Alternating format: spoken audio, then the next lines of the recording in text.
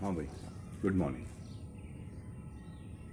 नहीं, today I am again here to more you, but I will not beat about the bush. इधर उधर की बातें नहीं, सीधे मुद्दे की बात। और again to ensure you, it's not 2 o'clock of the afternoon, it's 7:30 in the morning, and I was capable enough to catch that sun which I was talking about in my previous video. ये तो general बात हो गई। एक चीज़ और थोड़ा आपसे बात ये करना चाहता था कि अभी तक के पिछले वीडियोस में in fact it was a general talk, और ये सभी के लिए मैं बातें करता था। और ऐसा नहीं है, आई am not a very good orator कि मैं बहुत ज़्यादा सुना जाता हूँ। हाँ, ये है कि I am a teacher, I want to be a teacher, I want to remain a teacher, रहना भी चाहता, and I am proud to be a teacher also, and at the same time proud to have students, those who adore me, those who think of me, those who talk to me, even after they have crossed their student life. They are in jobs, they have got married, but even then they accept me as a teacher. It's a proud privilege of mine. खैर, ये सब बातें बात की। आज जिस मुद्दे को लेकर के आया हूँ, हाँ, before I begin with my talk, before I begin with my things which what I want to convey, मैं आपसे जो कहना चाहता हूँ कि from now onwards I want to be little more specific. अभी तक तो मैं जनरल बातें करता था, और जनरल बात करता क्या था, वो एक्चुअली वो मेरी अपनी कहने की चीज़ थी कि मैं आपसे बातें करना चाहता था और आपसे सुनना चाहता था। And I am lucky enough कि उन वीडियोस के बाद भी some of the students inquired also so many things. Your comments encouraged me, not only comments but on my personal WhatsApp number also. लोगों ने, बच्चों ने खासतौर से कमेंट्स किए, मुझसे पूछा, तो उससे ऑफकोर्स वी एवरीबडी, जैसे आपको इनकरेजमेंट की ज़रूरत है वैसे मुझे भी है, आई ऑल्सो गॉट एनकरेज। तो कुछ हाँ, जो सजेशंस है उनमें से एक ये था कि I should be little more specific, and today I am little more specific. I am not going to talk about each and everything now. I will try to, I'm not sure, I will try to pick out particular issues, because everyone is not facing the same problem. Everyone has got his or her own boat and he or she is traveling in that. हर किसी की अपनी अपनी नाव है, उसी में सवारी कर रहा है। तो आज मैं उस नाव के सवार लोगों की बात कर रहा हूँ कि एक आजकल बड़ा मुद्दा चल रहा है दिल्ली यूनिवर्सिटी एडमिशन की बात में कर। दिल्ली यूनिवर्सिटी एडमिशन को लेकर के बहुत सारे बच्चों में बहुत सारा द्वंद्व है, और चीज़ें, अब सबसे बड़ी प्रॉब्लम है कि कोरोना अभी ख़त्म भी नहीं हुआ है, और कोरोना का डर बरकरार रहना चाहिए। कोरोना को ख़त्म होना चाहिए, लेकिन कोरोना का डर बरकरार रहना चाहिए, बिकॉज अगर हम डरेंगे नहीं तो we are not going to take care of our self also, हम we will be at loss. तो बच्चों के साथ प्रॉब्लम ये आ रही है कि वो जो बच्चे दिल्ली में, those who are capable, those who are eligible, and those who have qualified, those who are selected for the different colleges, उनके मन में डाउट है कि whether they should continue in their own small city or they should move to Delhi.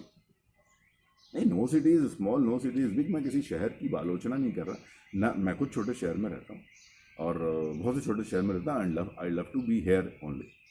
लेकिन अच्छा, जो बच्चे ऐसे हैं जो बहुत छोटे शहर में नहीं रहते, वो थोड़ा सा किसी स्टेट कैपिटल में रहते हैं, नहीं, don't, I am not going to be any particular state और एनी कैपिटल और समथिंग। ये आपको समझाना चाहता हूँ, ये बात आपसे कहना चाहता हूँ कि if you have got an opportunity, तो झिझक क्यों रहे हो यार, मूव टूवर्ड्स दिल्ली। नहीं, दिल्ली में कोई सुरखाब के पर नहीं लगे हैं। मैं ये नहीं कह रहा कि दिल्ली जाते ही आप कलेक्टर हो जाओगे, लेकिन दिल्ली जाने का सिर्फ मकसद ये, आप कुछ बच्चों के क्वेश्चंस जो आए, मैं उसी पे बात कर रहा हूँ, क्योंकि ये क्वेश्चंस एक बच्चे के माध्यम से एक बच्चे को जवाब देने की जगह उस एक क्वेश्चन को मैं मान रहा हूँ कि हज़ारों बच्चों ने किया, इसलिए आपसे बात कर रहा हूँ। सैकड़ों बच्चों के वो क्वेश्चंस होंगे, ज़रूर होंगे, ये मैं I am sure, damn sure about it, और फिर इसीलिए मैं उनसे बात कर रहा हूँ। अब उसमें एक बच्चे का क्वेश्चन था कि सर मैं एलिजिबल तो हूँ, फला कॉलेज में एडमिशन भी मेरा हो गया है, इंश्योर है, और कराना है, मतलब आई एम एलिजिबल इनफ, और मैं लेकिन सोच रही हूँ कि मैं 3 साल ग्रेजुएशन अपने ही शहर से करूँ। नहीं भैया, I will not suggest to anyone, ऐसा मत करिए, ये प्रॉब्लम आएगी। यू आर द टॉपर्स, तभी आपने दिल्ली यूनिवर्सिटी में एडमिशन आपका इंश्योर हुआ है, लेकिन ये प्रॉब्लम बहुत से बच्चों को आ रही होगी। तब आप टॉपर हैं, लेकिन आप अपने शहर में 3 साल मत गुजारिए। कारण कैसा कुछ नहीं है, अपने शहर में रहना बुरी बात नहीं, बहुत अच्छी बात है। आप वापस आइए ना, come with the flying colours. जितनी सक्सेस आपको पानी है उतनी सक्सेस पा के वापस आइए। लेकिन दिल्ली अगर आपको जाने का मौका मिलता है तो must go. The reason behind is you will get a wide exposure there.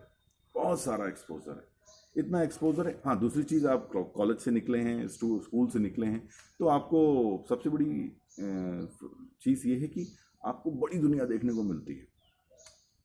हाँ, कुछ बच्चों के साथ प्रॉब्लम आएगी कि वो बहुत अगर छोटी जगह से जा रहे हैं और अचानक से दिल्ली जैसे शहर में वो जगह बनाते हैं या पढ़ने की कोशिश करते हैं, तो सो many things you will distract you. बहुत सारी चीज़ें आपको डिस्ट्रैक्ट करने वाली वहाँ मिलेंगी. तो भैया चॉइस इज योर्स, ये थोड़ा काबू करना पड़ेगा. Don't get distracted. Delhi is good for those who do not get distracted. अगर आप डिस्ट्रैक्ट होते हैं तो फिर तो प्रॉब्लम है. लेकिन इवन देन भाई, आप बिल्कुल टीन एज से निकल करके एडल्ट, टीन और एडल्ट के बीच की स्थिति में हैं, और अगर आप दिल्ली जा रहे हैं तो obviously so many things will. अब उसे डिस्ट्रैक्शन भी नहीं कहूँगा मैं, अट्रैक्शन भी कह सकता हूँ. आप अट्रैक्ट होंगे बहुत सारी चीज़ों के पीछे, ठीक है. तो साल, 2 साल, 3 साल तो लग जाता है यार एडजस्ट करने, चीज़ों से कोप अप करने, अगल बगल की सिचुएशन से तालमेल बिठाने में. पढ़ाई तो 3 साल बाद ही होती है, तो जब आप 3 साल बाद जाओगे ही तो अगेन यू विल, हाँ, आप मैच्योर माइंड से जाओगे. ये आपका सही कहना है, पेरेंट्स का भी सोचना चाहिए. You will go with A mature mind. लेकिन मैच्योर माइंड से ज्योग्राफिकल और फिजिकल सिचुएशन थोड़े बदल दोगे. आप में बदलाव हुआ है, लेकिन चीज़ों का इफेक्ट जो आपके ऊपर आएगा मैच्योर माइंड पे थोड़ा कम पड़ेगा. थोड़ा सा अभी इमेच्योर माइंड है, उस पर थोड़ा ज़्यादा पड़ेगा. लेकिन वो इन 3 साल ग्रेजुएशन के पीरियड्स में आप उसे कोप अप कर लोगे. और जिन बच्चों से मैं कह रहा हूँ जो ऑलरेडी 90-95% स्कॉलर्स हैं, 95% होल्डर्स हैं, उनके साथ ये प्रॉब्लम आनी नहीं चाहिए. इसलिए नहीं, और इस पर आपको काबू करना हो. हाँ, सबसे बड़ी चीज़ ये है कि आपका एनवायरनमेंट. एनवायरनमेंट क्या कि एनवायरनमेंट, भाई एनवायरनमेंट मैं छोटे शहर में क्यों नहीं कह रहा हूँ, क्योंकि जैसे ही once you go in a big city, in a Delhi like city, मैं दिल्ली की बात करता हूँ, बड़े शहर और किसी की बात नहीं कर रहा. If you go in a city like Delhi, immediately after 1 or 2 year you will get admitted in one or the other coaching institute. Coaching institute भी ज्वाइन करने को मैं स्पेसिफिकली इसलिए नहीं कह रहा कि कोई अमृत घोल के पिला रहे हो. कोचिंग इंस्टीट्यूट भी इसलिए ज्वाइन करने को सजेस्ट करता हूँ कि at least you will have a group there, you will have an environment there. आपको देखिए, एक बहुत छोटा सा एग्जांपल देता हूँ. जैसे सपोज किसी को इंग्लिश नहीं आती है, बिल्कुल इंग्लिश नहीं आती. 10 ऐसे लोगों के बीच में वो अकेला बंदा छोड़ दो जिन्हें इंग्लिश के अलावा कुछ ना आता, और खाली 10 दिन छोड़ दो. 11वें दिन उसकी इंग्लिश किसी बहुत बड़े अच्छे कोशिश करने वाले कोचिंग इंस्टीट्यूट में जो बच्चा ट्राई कर रहा होगा पिछले 2 साल से, उससे बेहतर अंग्रेजी बोलेगा. किसी को फ्रेंच नहीं आती है, फ्रांस में छोड़ दो, 15 दिन छोड़ दो. किसी भी ऐसे, it is true for every language. उसी तरीके से कोचिंग इंस्टीट्यूट किस तरह का काम करते हैं कि वहाँ पर आप ऐसे लोगों के बीच में होते हैं जो सिर्फ और सिर्फ स्पेसिफिक बात करते हैं. भाई आज आरबीआई की नीति ये हो गई, आज गवर्नमेंट की ये डिसीजंस है, जो जीएस पे बात करते हैं, जो सब्जेक्ट पे बात करते हैं, आपके पर्टिकुलर सिर्फ उनका, यू आर यूनिडायरेक्शनल ना, कोई इधर उधर की बात करनी नहीं, यूनिडायरेक्शनल हो. आपको सिर्फ और सिर्फ एक ही बात करेंगे, क्योंकि आपके उनके कोई फैमिली रिलेशन हैं, आप उनसे घर परिवार की बातें करोगे नहीं, बहुत ज़्यादा सुख दुख शेयर करोगे नहीं. सुख दुख शेयर करने के लिए आपका ये बुद्धू बक्सा छोटा सा है ही, टेलीफोन, मोबाइल फ़ोन. इस पर आपकी family, friends, everyone is there. आप जब उन लोग ग्रुप में बैठोगे, भाई ये भी नहीं कह रहा बहुत ज़्यादा उनसे वो करना है, बहुत ज़्यादा टाइम वेस्ट नहीं करना, लेकिन आपस में जब आपको ग्रुप मिलेगा, एक लोकेलिटी मिलेगी, एक ऐसी प्लेस मिलेगी जहाँ पर 1000-2000 लोग सिर्फ इसलिए आते हैं कि उनका मकसद एक है, ऑब्वियसली दैट एनवायरनमेंट हेल्प्स.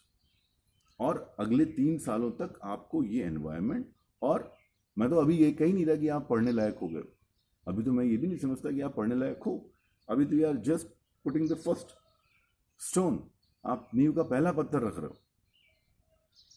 तो आप बड़े अच्छे, मेरा पर्सनल सजेशन है ऐसे बच्चों के लिए जिनके मन में जरा भी द्वंद्व है कि मैं जाऊं न जाऊं, इट विल बी गुड और नॉट गुड, व्हाट पेरेंट्स से, व्हाट अदर से. ठीक है, आप डिस्कस सबको, देखिए भाई सबकी फैमिली कंडीशंस अलग अलग हैं, सबकी इकोनॉमिक कंडीशंस अलग अलग हैं, मैं इस पर इंसिस्ट नहीं कर सकता. लेकिन if you are capable of each and everything और फिर भी नहीं जा रहे हो, भैया ऐसा ना करो, तब ज़रूर जाइए. ऐसा कतई मत करिए, ज़रूर जाइए. ये मेरा बिल्कुल humble suggestion. Otherwise you will be, क्योंकि 3 साल बाद जाने के बाद हो सकता है तब तक माइंड और चेंज हो जाए. अभी आप फोकस्ड हो, अभी आप बिल्कुल सही डायरेक्शन में जा रहे हो, और मैं ये नहीं कह रहा कि कलेक्टर ही बन के लौटोगे, बहुत सारे आयाम है, वहाँ जाकर के एक्सपोजर बड़ा होगा। आप 3 साल 2 साल 3 साल तैयारी करोगे, अच्छे कॉलेजेस बड़े कॉलेजेस में जाओगे, प्रोफेसर्स जो हैं they also have a wide exposure of the life of the society, of the subject as well. तो भैया वहाँ ज़रूर जाइए, अगर आपको मौका मिला है आप उसको स्किप मत करिए। अपने शहर में आइए, आपका स्वागत है, लेकिन अपने शहर में इसलिए ना कि फिर आप 3 साल आपके एक तरीके से आपको अगले 3 साल आपके नींव के पत्थर हो जाएंगे, तब पढ़ने लायक हो जाओगे 3 साल बाद। तो ये पीरियड फिर आप 3 साल बाद शुरू करोगे, तो टाइम तो रुका नहीं ना, टाइम तो चल ही रहा है। तो ऐसा मत करो, है ना। It's my very humble request and humble suggestion to each and every one, जिनको ये मौका मिला है वो कृपया न छोड़ें। हाँ, अब आपको इसमें भी एक और बात आती है कि कुछ बच्चे कहते हैं सर ये अच्छा कॉलेज है, ये बुरा कॉलेज। कुछ अच्छा बुरा नहीं होता। मैं 3 साल आपको कॉलेज की बात नहीं कर रहा हूँ कि फला कॉलेज मिल गया, हिंदू कॉलेज मिल गया, रामजस मिल गया, गार्गी मिल गया, ये मिला, ये लेडी हार्डिंग मिल गया, etcetera etcetera, so many colleges are there. मेरा मकसद ये है, मेरा जिस अप्रोच से मैं ये बात आपसे कह रहा हूँ वो अप्रोच ये है कि इस 3 साल में आप दिल्ली जैसे शहर में, हाँ थोड़ा कॉस्टली है, जो अफोर्ड कर सकते हैं वही जाएंगे, सीधी सी बात है। सबके लिए तो कह भी नहीं रहा मैंने कहा कि तो बहुत स्पेसिफिक वीडियोस होंगे, क्योंकि अगली कुछ वीडियोस में मैं कुछ और बातें करूँगा। जो हो सकता है एक बच्चा अगर कह रहा है तो मैं मान के चल रहा हूँ, उस जैसे हज़ारों बच्चे हैं, उनकी प्रॉब्लम है ये। तो ये मैं सिर्फ स्पेसिफिक बात कह रहा हूँ, मैं सिर्फ उन्हीं की बात कह रहा हूँ जो हैव सिक्योर्ड एडमिशन, और सिर्फ उन्हीं की बात कर रहा हूँ तो those who can afford to stay there, because वहाँ रहना खाना सबसे मुश्किल है। 10-15 हज़ार तो मुझे लगता है उसी में खर्च हो जाते होंगे। मुझे भी अपने बच्चे को भेजना पड़े तो सोचना पड़ेगा 100 बार, है ना। तो आज का ज्ञान यहीं ख़त्म करते हैं, है ना।